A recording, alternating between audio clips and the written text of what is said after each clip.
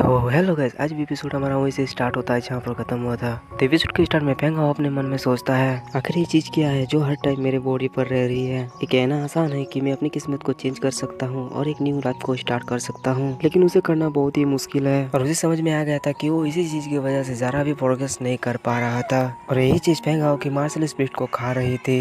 इसी वजह से वो बहुत ज्यादा गुस्से में आ गया था और वो उस चीज को गुस्से में कहता है, ये सब कुछ तुम्हारी गलती है, तुम्हारी वजह से मैं एक मेडिक्योर कल्टीवेटर बन गया हूँ, तुम मेरे बॉडी से निकल जाओ, मैं तुम्हें देखना नहीं चाहता। तभी अचानक फेंग हाओ को होश आ जाता है और वो देखता है कि वो तो अपने बेडरूम में है और वो सोच रहा था शायद वो सब कुछ उसका एक सपना था। और तभी फेंग हाओ की माँ फेंग हाओ के लिए खाना लाते हुए कहती है, फेंग हाओ तुम जाग गए, अपने हाथ पर इतने ज्यादा जोर मत दो, ज्यादा मेहनत करने के कारण तुम बेहोश हो गए थे। इसमें फेंग हाओ अपने मन में सोचता है, मुझे अच्छे से याद है कल मैं यून इन की वजह से बेहोश हो गया था। फेंग हाओ उस खाने को खाते हुए कहता है, मेरी चिंता मत कीजिए, मैं ठीक हूँ। वैसे कल रात को मुझे यहाँ पर कौन छोड़ के गया था? फेंग हाओ की माँ कहती है, वो तो विंड और मार्शल आर्ट स्कूल की मिस यून इन थी, उन्होंने ही तुम्हारी मदद की थी, तुम्हें तो उसको शुक्रिया कहना चाहिए। फेंग हाओ अपने मन में सोचता है, मुझे यकीन है वान जिन ने ही उस यून के बच्ची को मुझे घर पे वापस लाने के लिए कहा होगा। फेंग हाओ अपनी माँ से कहता है, माँ मुझे यून इन पसंद नहीं है और ना ही मैं उसे देखना चाहता हूँ, इसीलिए मैं उसे धन्यवाद नहीं दूंगा। लेकिन तभी उन्हें एक आवाज सुनाई देता है जो कि फेंग हाओ से कहता है, फेंग हाओ एक बच्चे की तरह एक्ट करना बंद करो। विंडवुड मार्शल आर्ट स्कूल की यून निन ने वान जिन को अपने स्टूडेंट के रूप में एक्सेप्ट कर लिया है। मंगोलिया सिटी के लिए ये एक ब्रेकिंग न्यूज है और ये और कोई नहीं, फेंग हाओ के पिता हैं और वो कहते हैं, मैं फेंग फैमिली की पेट्रियार्च हूँ और भविष्य में तुम फेंग फैमिली की पेट्रियार्च होगे, इसलिए हमारा फर्ज बनता है वान जिन के परिवार से मिले और उन्हें कॉन्ग्रेचुलेट करें। जिस उनके फेंग हाओ को यून जिन की कही हुई बातें याद आने लगती है जो फेंग हाओ का मजाक उड़ाते हुए कह रही थी, अगर तुम्हारे जैसे फेंग फैमिली का कोई निकम्मा इंसान हो तो मैं कुछ भी नहीं कर सकती, तुम्हारे लिए यही अच्छा होगा कि तुम इस विलेज के किसी कोने में पड़े रहो।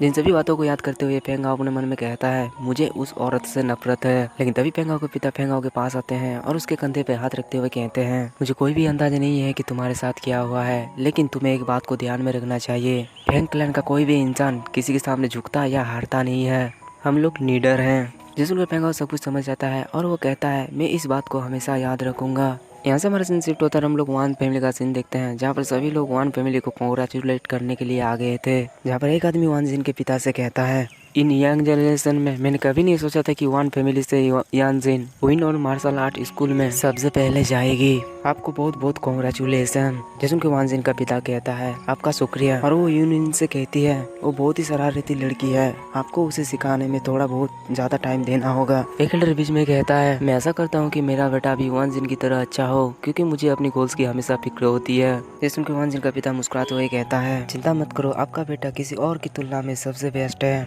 मुझे विश्वास है उसे जल्द ही स्कूल में एक्सेप्ट कर लिया जाएगा। क्या आपको ऐसा नहीं लगता मिस यूनियन? यूनियन कहती है, जरूर, 4 मेजर क्लैनों में से एल्डर का बेटा भी एक्सीलेंट कल्टीवेटर है, वो स्कूल जाने के लिए जल्द ही कुछ ना कुछ रास्ता निकाल ही लेगा। और वो गेट की तरफ देखते हुए कहती है, सिर्फ इसे छोड़कर। इसकी बात सुनकर सभी लोग गेट की ओर देखने लगते हैं और हम देखते हैं और कोई नहीं, फेंग हाओ और उसका पिता था जो कि वान फैमिली को कॉन्ग्रेचुलेट करने के लिए आए थे।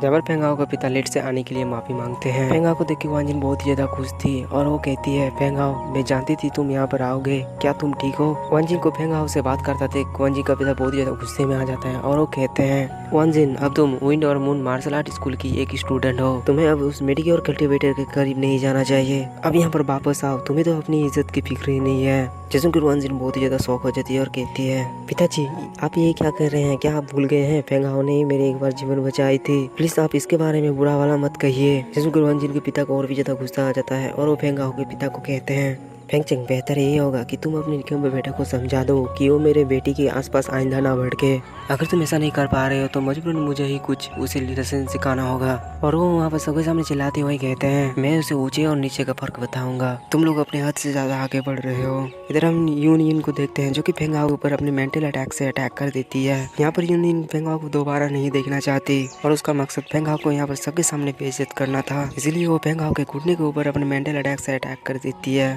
ताकि फेंग हाओ अपने घुटने पर आ जाए उस अटैक की वजह से फेंगाओ को बहुत ही ज़्यादा तकलीफ होने लगती है, लेकिन तब भी फेंगाओ अपनी घुटने नहीं फेंकता और वो यूनियन के खिलाफ खड़ा रहता है। और फेंगाओ उसे ऐसे देखता है जैसे मानो वो कह रहा हो कि वो जितना जोर लगा सकता है लगा ले, लेकिन फिर भी वो उसके सामने नहीं झुकेगा। जिन सभी को फेंगाओ का पिता भी नोटिस कर लेता है और वो मिस यून को कहता है, मेरा बेटा फेंगाओ तुमसे पहले कभी भी नहीं मिला था, लेकिन तुमने अचानक उसके ऊपर अटैक क्यों किया। इससे पहले कि वो अपनी बातें पूरी कर पाते मिस यूनियन ने फेंगाओ के पिता के घुटने के ऊपर बहुत सारे अटैक किए और इसकी वजह से उन्हें बहुत ज़्यादा प्रेशर फील हो रहा था, जिसे फेंगाओ का पिता संभाल नहीं पाता और वो घुटने टेक देते हैं, जिसे सभी नोबल क्लान के लोग देखने लगते हैं। लेकिन मिस यून इनको कोई भी नहीं रोकता, बस सभी लोग बैठकर वहाँ पर तमाशा देख रहे थे। मिस यून फेंगाओ के पिता से कहते हैं, जरा अपने आप को देखो, एक कमजोर बच्चे की तरह लग रहे हो। मुझे लग रहा था कि तुम अपने बेटे से बेहतर होगे, लेकिन मुझे ये नहीं पता था कि जैसा बाप वैसा बेटा होगा। ये सुनकर फेंगाओ के पिता अपने मन में सोचते हैं, ये सच है कि मैं इसके मैच का नहीं हूँ, लेकिन अपनी फैमिली को बेइज्जत करने से अच्छा है कि मैं मरना पसंद करूंगा। इसलिए वो मिस यून से कहता है कि जैसा आप कह रहे हैं क्या हम लोग एक छोटी सी फाइट करें। ये सुनकर हम देखते हैं कि मिस यून तो लगता है इसके बारे में सोच रही थी, इसलिए वो फेंगाओ के पिता के ऊपर अटैक कर देती है और कहती है,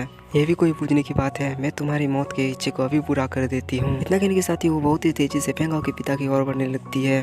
जिससे क्रवांजन मिस यून को रोकने की कोशिश करती है और कहती है, मास्टर जरा सब्र से काम लीजिए, आप उन्हें चोट नहीं पहुंचा सकती। इतना कहने के साथ ही वो मिस यून के सामने आ जाती है ताकि वो इस फाइट को रोक सके। इन सभी चीजों को देखकर फेंगाओ को बहुत ज्यादा गुस्सा आ जाता है और वो अंजीर के साइड से निकलते हुए मिस यून से फाइट करने के लिए रेडी हो जाता है और बहुत ज्यादा गुस्से में कहता है, पागल औरत, लगता है शायद से तुम भूल चुकी हो कि कल रात को मैंने तुम्हें कैसे पीटा था। फेंगाओ को इस रूप को देखकर मिस यून थोड़ा घबरा जाती है और अपने मन में सोचती है, लगता है ये लड़का अब अपने बॉडी के मॉन्स्टर को कंट्रोल कर सकता है। और उसको बिल्कुल ठीक समय कल रात की घटना याद आ जाती है। वो सबके सामने दोबारा शर्मिंदा नहीं हो सकती, इसलिए वो खुद ही रुक जाती है और वो अपनी सीट पे बैठ जाती है। जिसके बाद वो टॉपिक को बदलते हुए कहती है, वानजिन मैं तुम्हारी वजह से इन्हें जाने दे रही हूँ, क्योंकि अब मैंने तुम्हें अपनी स्टूडेंट के रूप में एक्सेप्ट कर लिया है, क्योंकि तुम और मैं एक आइस सिस्टम कल्टीवेटर हैं और अगर कभी तुमने मुझे फिर से धोखा दिया तो मैं तुम्हें इससे बचकर नहीं जाने दूंगी। जैसे सुनकर वानजिन का पिता परेशान हो जाता है और वो कहता है, और वो उसके सामने गिड़गिड़ाते हुए कहता है, प्लीज मेरे बेटे पे गुस्सा मत होइए, वो तो बस एक बोली वाले से लड़की है, प्लीज उसे माफ कर दीजिए।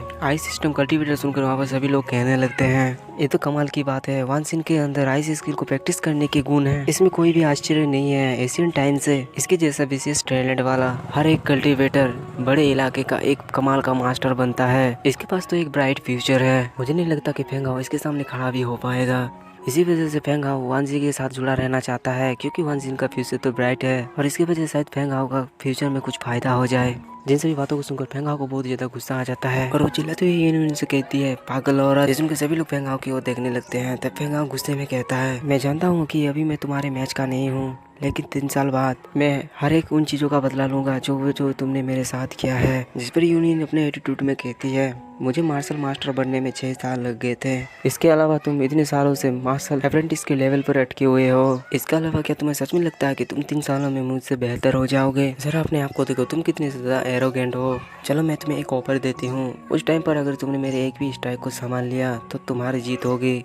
फेंगाओ गुस्से में कहता है, पागल औरत, मैं कोई घटिया इंसान नहीं हूँ जो कि तुमसे एडवांटेज लेगा। मैं यानी कि फेंगाओ कसम खाता हूँ, अगर मैं तुम्हें एक ही बार में नहीं मार सका तो मैं वहाँ पर सबके सामने खुद को खत्म कर दूंगा।